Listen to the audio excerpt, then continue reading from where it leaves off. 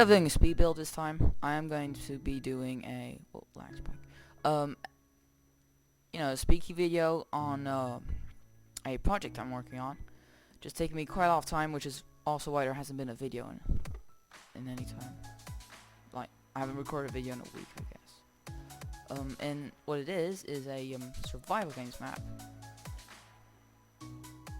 in vanilla Minecraft. So all powered by redstone and whatnot. Yeah, so first I'll talk about the map itself. Create a world painter.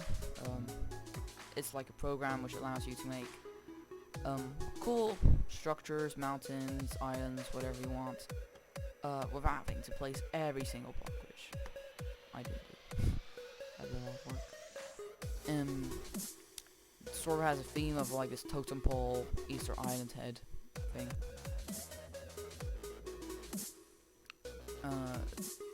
And you start in the middle of like this, I don't know, wooden structure.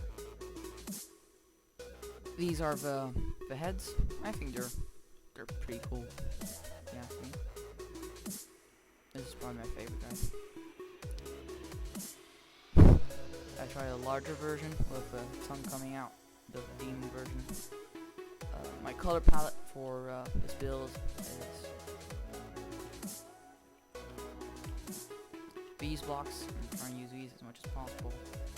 I also use quartz for the teeth, and the red wool is like the extra block which brings out detail and whatnot. So that's from my color palette for everything. You can see the eyes and whatnot. Red wool. As well as those things, I'll explain what those are later in the redstone part of the video. Here we have another totem pole, I guess. Totem pole. Try to use a daylight sensor here. Reason why is I think these sort of look like teeth, even though you'd never be able to see that in adventure mode, because that's what this game would be played in, to avoid anybody breaking blocks. You'd never see the teeth, but I think it's something to have there. So yeah.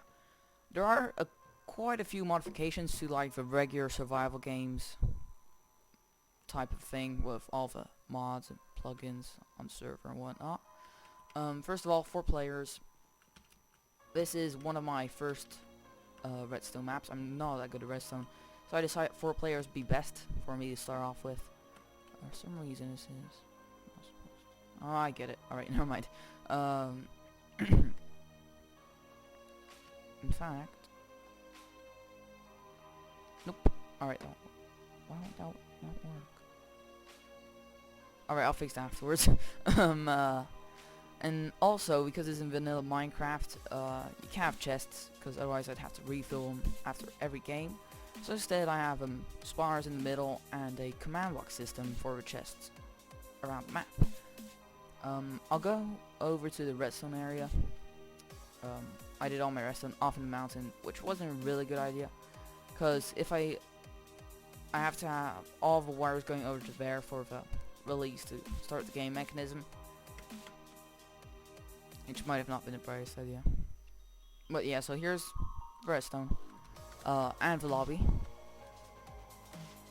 Currently, things I'm playing. Just gonna reset. There we go. So the way this will work, I'm also gonna have a system where you can choose how much time you have, and hopefully a death match where you go in a separate arena. I think that'd be pretty easy to do. Hope so anyway. Anyways, this is how it works. You do start game. 20 seconds. So I have 20 seconds to choose my guy. I'm gonna choose you. So I start here. For some reason, these are extended, these pistons. That's not supposed to happen, something's broken. What normally would happen is you'd be given a bow. So you need to imagine you'd be here, and you'd have a bow, and you'd have to shoot one of the buttons to make everybody start, which gives you quite the advantage.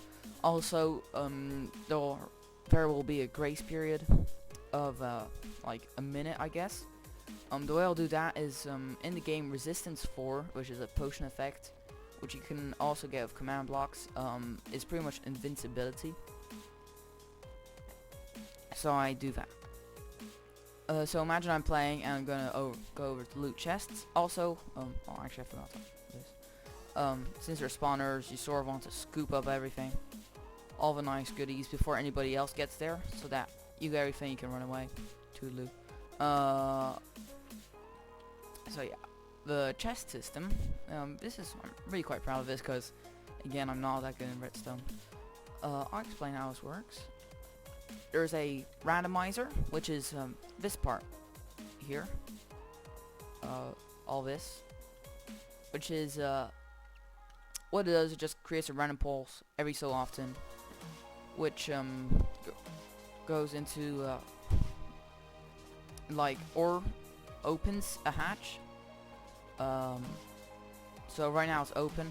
This is what it looked like it was closed. So that's sort of like if you can access a chest or not.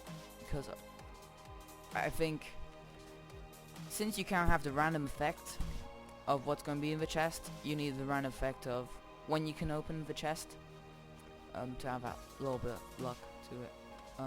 So if I just clear off my inventory, see what this one gives me. Alright, 7 bread and a sword, a stone sword, so that's better what you get there. So I have these things set up a bit all over the place, just to get random chests. I also, up in that mountain, so that's pretty hard to get to, I have a random potion dispenser, which gives splash potions. I'm pretty happy about this system. If I can get over there. I wish I had like speed. So yeah, a bunch of potions. That's because in the start of a game, this thing's always active as long as it's loaded within the chunks. So it's always like dispensing potions out of the dispenser, which is here. I'm not worried about that running out because yeah. So I get random potions every so often because that's all hooked up to a randomizer. So you could just camp here and wait for the potions. That'd be a way of playing the game. Of course, you don't get all the other materials you probably need to win the game. So one thing I'm trying to do with this map is having a bunch of different strategies you would be able to do. One is just loot everything. One is to camp at just one place and get all the goodies from it. Yeah. So these potions, thanks to too many items. So this will also work in Minecraft. I can have custom potions. Let's say I want to, I can choose the color. I can choose what I get from it. Say I want, I can try do something which won't be jump boost. I make it. I get a jump boost. So I can do some pretty interesting effects with these potions. Actually, that won't work because I'm not. So what these do? Oh, I still have an effect. Alright, I'm gonna have to get some milk, which are in here. Alright. So I'm just gonna drink this, get rid of all my effects. So if I do that, I get damaged, but I also get extra health, which means that if I survive a combat, because it's probably somebody's not gonna be throwing these at himself, he's gonna be throwing them at somebody else. So if I like survive at combat, then I will have lost health, so you know, have to eat, but I'll also have a possibility of gaining even more health, you know, which is really quite a lot of an advantage in the game against somebody. So yeah, that's the potion dispenser. I might have a couple others of those as well as chests. I guess I'll explain the redstone for the spawning system. This is it. I am gonna reset. pretty much what it does is, hope you guys can see. Actually, I do think I am on bright. You know, I could, yeah. Night vision. There's different night visions. Alright, so I got night vision. I can see, so you guys can see a bit better. What this all does is, there's this selector thing. Now this is a, what it does, a button just does a tick, or for the redstone signal, and a lever does it all the time. Now this mechanism makes it go on all the time, but that also means it can be reset with a different button. With a lever, you switch the lever, it's on, you switch the lever, it's off, which is why I prefer using this thing here. What it does is it permanently switches the eyes on, as well as teleports you to the spawn area. This works for all the eyes. Over here, this is, well, actually that's just a failed project. Yeah. So that's how that works. Oh. Problem fixed. So that's that. Start game is pretty much, redstone goes into a command block. Goes way over there. This is all 20 ticks going all the way to the spawning area, which will then give a bow to a random player, stuff. So yeah, that's gonna be all for today. I might make a couple more updates, or I might just finish the map, not sure. But yeah, that's gonna be all for today. Thanks for watching, guys. See you next time.